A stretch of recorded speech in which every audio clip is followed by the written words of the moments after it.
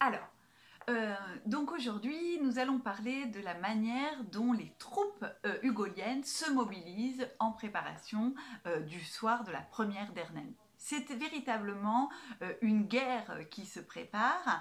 Il y a la fabrication très célèbre d'un billet rouge signé de la main de Victor Hugo sur lequel est inscrit un nom de code qui est Hierro, qui veut dire le fer en espagnol.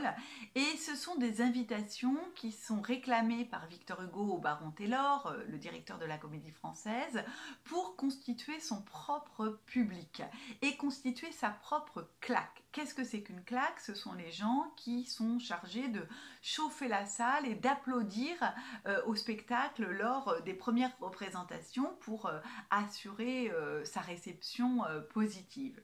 Ce sont des individus donc qui sont payés.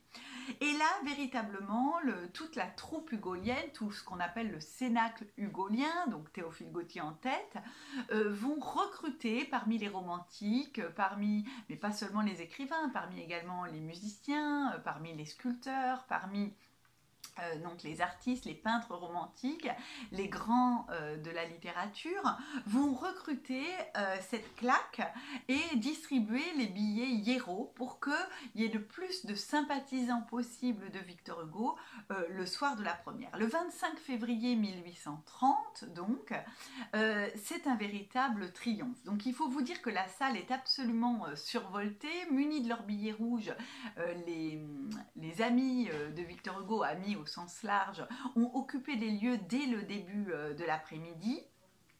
Et on va avoir une ambiance comme ça qui se crée au fur et à mesure. On sait que le public chante, boit, vous le voyez sur le tableau que j'affiche, il y a une ambiance comme ça, ils ont un code couleur rouge qui se lit sur leurs vêtements ou même sur leurs cheveux. Certains teignent leurs cheveux ébouriffés dans leur coiffure de romantique.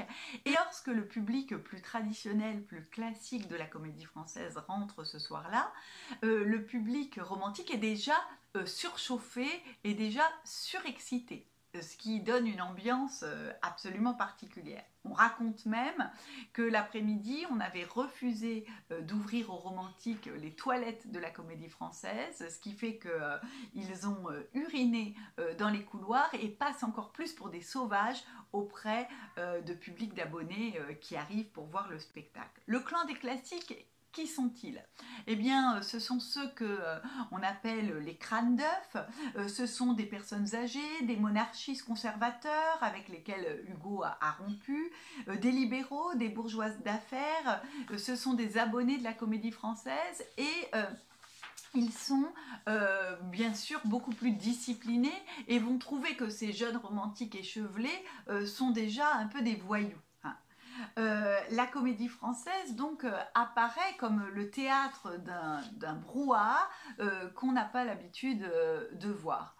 Très rapidement, les classiques vont commencer à huer certaines scènes, dès le début avec l'Alexandrin disloqué de l'escalier dérobé, et ils sont très gênés par quoi? Par le mélange de la poésie lyrique et de la trivialité, par un roi qui se comporte comme un voyou, qui violente volontiers Donia Sol, par les invraisemblances également, avec la scène du dialogue dans le tombeau de Charlemagne. Enfin, certes, c'est un monologue, mais on a véritablement l'impression que Don Carlos dialogue avec la tombe de Charlemagne. La bienséance est heurtée par les duels, les baisers, la sensualité des allusions, le fait dès le début qu'une jeune fille comme Donia Sol reçoive 3 hommes dans sa chambre le soir venu, par la longueur excessive des monologues et des tirades qui est jugée absolument invraisemblable, et par les ruptures qui sont faites dans l'Alexandrin qui se retrouvent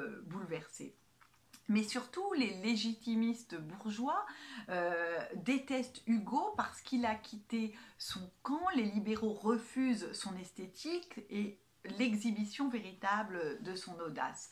C'est donc le combat d'une jeunesse pleine de fougue comme je vous l'ai dit, extrêmement énervé, avec une société qu'il juge mesquine, étriquée et arc-boutée sur les anciennes règles théâtrales. C'est une véritable bataille. Alors aujourd'hui, on a un petit peu du mal à imaginer que dans un théâtre pourrait se mener un tel combat, mais il faut vous imaginer que les conditions de représentation ont été très difficiles pour les comédiens qui sont sans cesse hués et interrompus, ou au contraire applaudit extrêmement bruyamment et avec un enthousiasme certes démesuré. Par exemple, pour vous dire, le 10 mars 1830, donc une quinzaine de jours après la première, la pièce est interrompue 148 fois.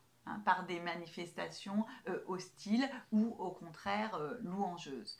La publicité est telle que la pièce est un triomphe, le baron Taylor s'en réjouit parce que beaucoup d'argent, même s'il y a beaucoup d'invités, mais beaucoup d'argent rentre quand même dans les caisses, et Hugo vient là effacer le camouflet qu'il avait subi pour Marion Delorme.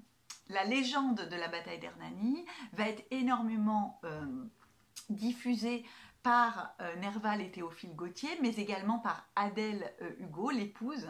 Il y a aussi une fille de Victor Hugo qui s'appelle Adèle, mais là il s'agit de son épouse, qui vont raconter dans leur mémoire ces grands moments, ces moments de bravoure de Victor Hugo, et qui vont à chaque fois en plus en rajouter un peu, l'amplifier, le magnifier par leurs souvenirs. Ce qui fait que la pièce, donc, quand elle va être de nouveau représentée après l'exil d'Hugo, je vous en reparlerai, en 1852, elle est tellement connue que l'on sait que certains spectateurs sont capables d'en réciter des répliques par cœur et de longs moments par cœur, comme on peut le faire aujourd'hui avec un film culte dont on connaît les répliques.